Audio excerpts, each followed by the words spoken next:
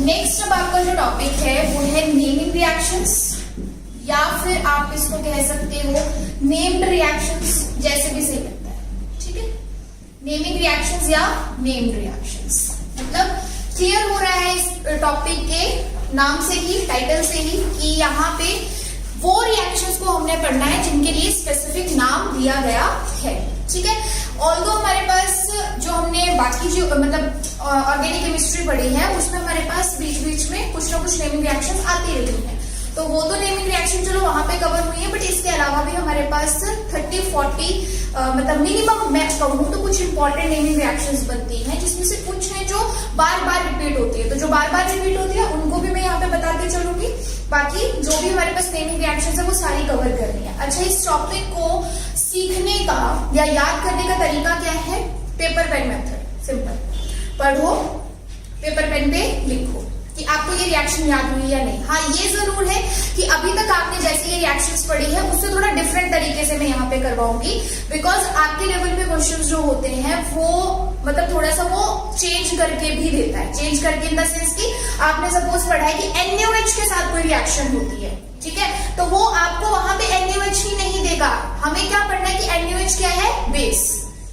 तो उसकी बजाय वो कोई और बेस भी दे देगा तब भी वो रिएक्शन प्रोसीड कर सकती है। तो हमने उस तरीके से जनरलाइज्ड वे से देखना है कि एक्चुअल में किस टाइप के मॉलिक्यूल्स की जरूरत होती है। हमें पर्टिकुलरली याद नहीं रखना कि ये चाहिए होता है, ठीक है।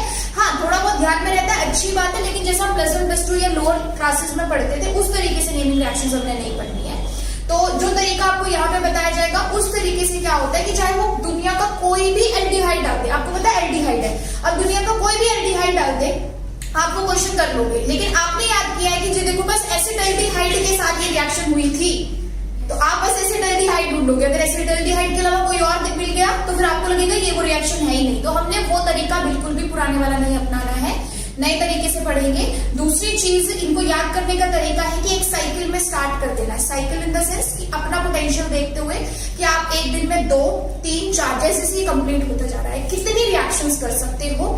सपोज आप 3 रिएक्शंस बहुत अच्छे से एक दिन में कर सकते हो, बाकी सारे रिवीजन के साथ। सिर्फ मैं इतना सा नहीं दे रही हूँ, ये एक्स्ट्रा पार्ट है। तो 3 आज, 3 कल, 3 परसों, ऐसे आपकी चलती रहेंगी। सपोज आपकी 40-50 है, 10-15 दिन, 20 दिन कितने भी लग गए, एक साइकिल कंप्लीट हो गया। उसके बाद एक दिन निकाल के उन सबको रिवाइज करो, फिर से पूरी की पूरी फिर से रिवाइज करो, और एक दिन के गैप के बाद फिर से वैसे ही स्टार्ट कर दो, क्योंकि आप जब रिवीजन करोगे आपको पता रहेगा कि कितना याद रहा और कितना भूला, कौन सा भूला। तो नेक्स्ट टाइम जब वो फिर से याद करोगे तो उस पर ज्यादा फोकस देना है, और ये साइकिल आपने तब तक नहीं तोड़ना है जब तक एग्जाम नहीं हो जाता। Only this is the best method to memorise naming reactions. Otherwise, क्योंकि इसमें मेमोराइज करने वाला कंसेप्ट ज्यादा है, अगर आप अभी बहुत अच्छे से याद करके आपको लगा हो गया और एग्जाम तक या एग्जाम के पास तक आपने उसको रिवाइज नहीं किया या फिर से नहीं पढ़ा उतने अच्छे से, तो वो किसी काम की नहीं रहेगी। ऐसा होता है, जो सीखने वाली चीज है वो आपने आज सीखी, अच्छे से बैठा लिया दिमाग में, 15 दिन के बाद या 15 महीनों के बाद भी पूछोगे आप उसको ज्वाइन कर पाओगे, लिंक कर पाओगे।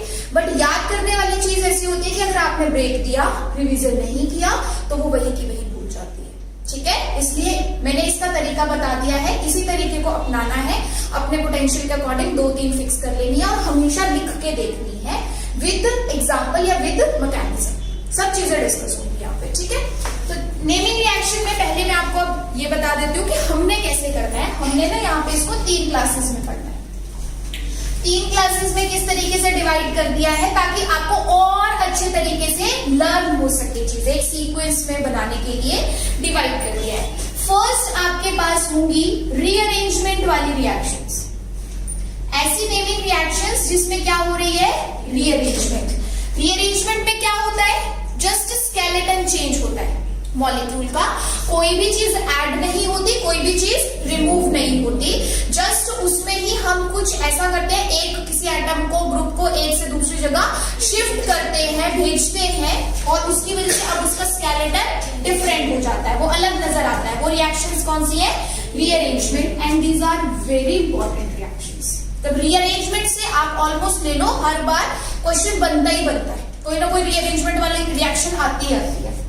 सिमिलरली आपके पास सेकेंड टाइप है कंडेंसेशन रिएक्शंस की।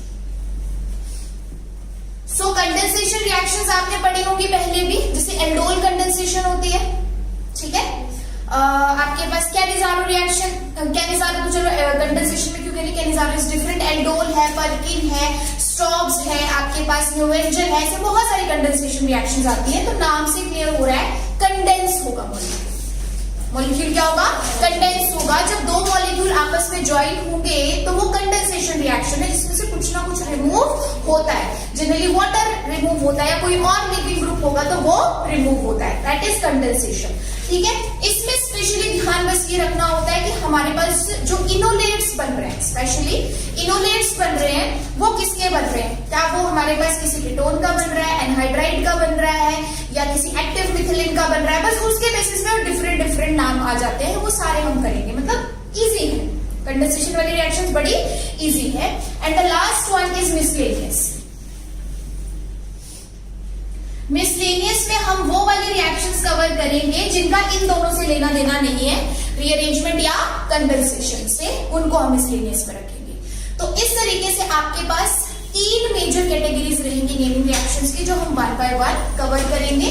पहले रीअरेंजमेंट, फिर कंडेंसेशन और फिर मिसलेनियस, ठीक है। अब फर्स्ट जैसे मैंने बोला है कि रीअरेंजमेंट से हम स्टार्ट करेंगे, तो हेडिंग दे दो rearrangement based name reactions. Rearrangement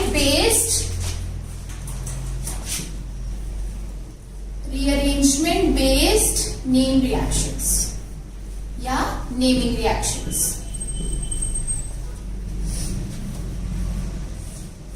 और इसमें हम सबसे पहले करेंगे बहुत ही कॉमन, इंपॉर्टेंट और फेमस रिएक्शन, जिसका नाम है pinacol pinacolone, pinacol pinacolone rearrangement. Pinacol pinacolone rearrangement.